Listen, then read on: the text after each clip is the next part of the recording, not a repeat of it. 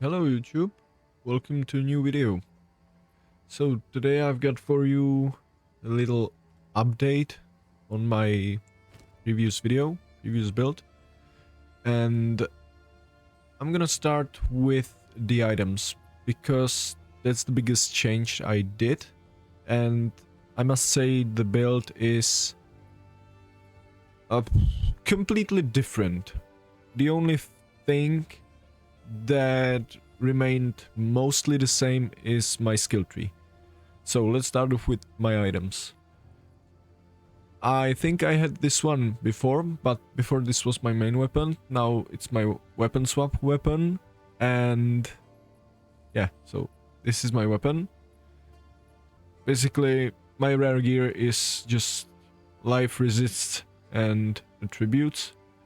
So this is the helmet, body armor, amulet, ring, my other ring. I really need to replace this one.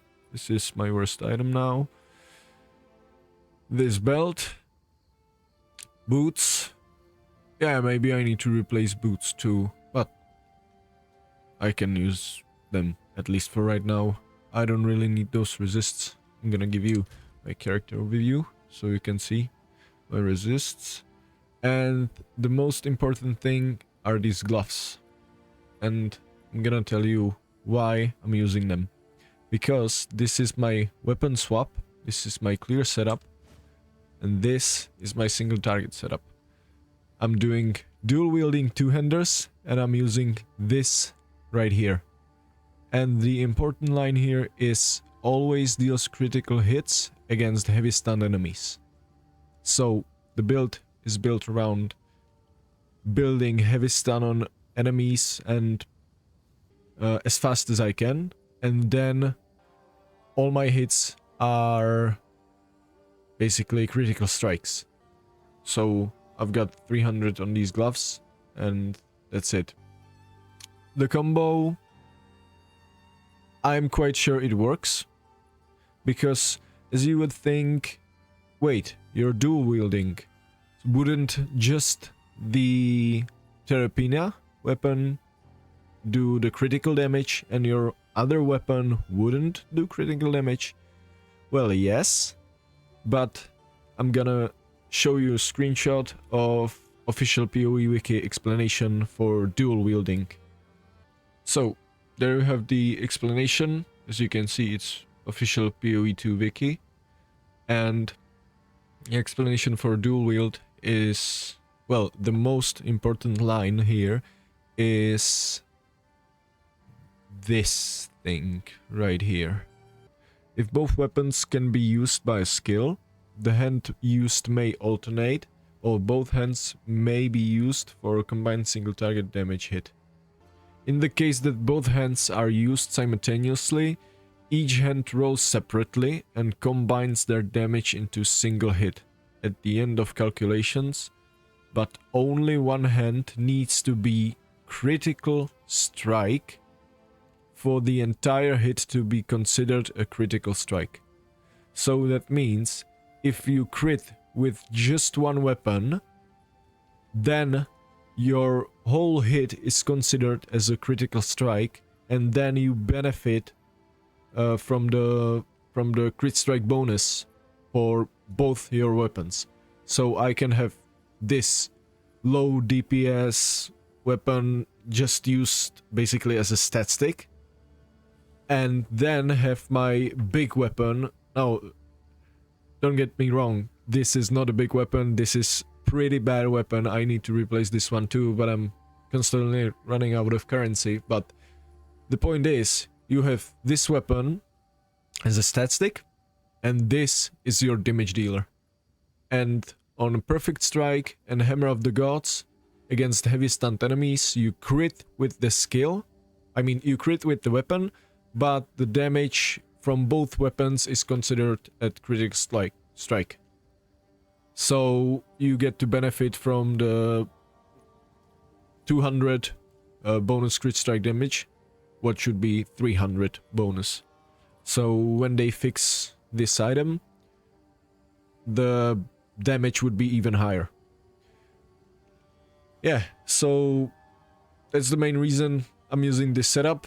I know that almost everyone's going with two-hander and shield, and well, I can, at least for my clear, I can use shield, because I'm just wearing two-handed weapon and nothing else, so there's no reason for me to not have a shield, but I'm gonna admit it, I'm just lazy. I'm just lazy to go on trade and buy some good armor shield. Yeah? Okay. So I should eventually get a shield. And yeah, for my skills, as I said, I'm using a Perfect Strike and Hammer of the Gods, so I'm gonna start with these two, and these are my single target damage dealers. So Perfect Strike, I'm currently running everything on maximum 4 link, I mean skills, not basic attacks. And I haven't found what is it, Greater Julius Orb yet. So when I find them, I will probably 5 link my Perfect Strike. And I'm using Perfect Strike linked with Fire Infusion to get physical as extra, I mean damage as extra fire damage. Because the Perfect Strike itself, when you time it perfectly, it guarantees an ignite. And the ignite scales off of the fire damage in the hit. Ignite scaling is different in PoE 2 than in PoE 1. Just by the way. I'm running Consecrated Effect because I don't need the area of effect. It's used just for single target, so you stand on top of the mob and then you time your Perfect Strike perfectly. And I'm using Window of Opportunity for even more damage. And it looks like this. You need to time it. You're channeling, and now, bang. When you see the fiery glow on your weapon and you hear the sound, you release the attack. And now I missed it. Yeah, looks like this. So these are the links for now, and since this skill has guaranteed ignite, I'm gonna use that support for longer ignite. I think it's double ignite duration, but less ignite chance. And since this has guaranteed critical strike, I actually don't need to worry about the lesser ignite chance. Yeah, Hammer of the Gods is Fist of War, Heavy Swing, and Heft. And my most important, clearing setup is just Mace Strike. It's basic attack for your two-handed weapon on my weapon swap. Looks like this, and I'm using Weapon Elemental Image, Primal Armament. But I've just realized, just before I started recording, that I am stupid, because this actually gives you more weapon elemental damage and not more elemental attack damage. So that means that it increases just the flat amount of your elemental damage on your gear. So it increases, even though I convert 100% of damage to fire for the skill I'm clearing with. It increases just the 12 to 21, and for example this 1 to 36, and that's it. It doesn't increase that physical damage that you convert. So it's different from PoE 1 elemental damage with attacks. Then I'm using more area of effect. Fire skills, supported skills penetrate 30% fire resistance, and armor explosion. Yeah, that's the main portion of my clear. The explosion itself, and it deals 100% of attack damage and converts all your physical damage to fire damage. But the converted physical to fire damage doesn't benefit from more weapon elemental damage. Just, you can take a look. Basically, now you actually can't take a look, because even though it says here that it's explosion, and it technically counts as skill, the explosion, so supports work for the explosion, you can't actually take a look at the damage numbers or the area of the explosion itself because it's not listed here. Then I have my Mace Strike. This is mainly just for killing stragglers. So there you got the spots. And then Flammability, faster casting, more skill effect duration. So the meaning of this and Solar Orb is to debuff enemies. Solar Orb has guaranteed ignite when the enemy is near the Solar Orb. So I'm using Fire Exposure. And the playstyle basically is a bit more what I wanted to show you. It's my Leap Slam. Yeah, I'm just using whatever. It's just for mobility. So I'm using Momentum. I'm using Holy Descent. Yeah, that's my, well, regen. If you Leap Slam, you drop Holy Descent and regen a shit ton of life. And Rage. I'm using just whatever supports. I don't really care much what is linked with Leap Slam. The main thing is Holy Descent. And then I'm using Infernal Cry.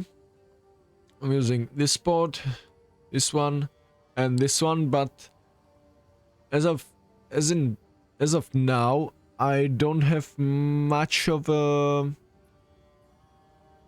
use for this because I'm not that much invested in Rage yet. So this is more of a future thing. Yeah, I'm using Herald of Ash to help me with clearing also, and just this support for +1 fire skills. Yeah, I'm using Time of Need, but it's not activated right now because you would hear the annoying sound in the hideout. And I'm having it linked with less duration because, as you can see, the duration is now 4 seconds and 42 milliseconds, and now is at 10.6.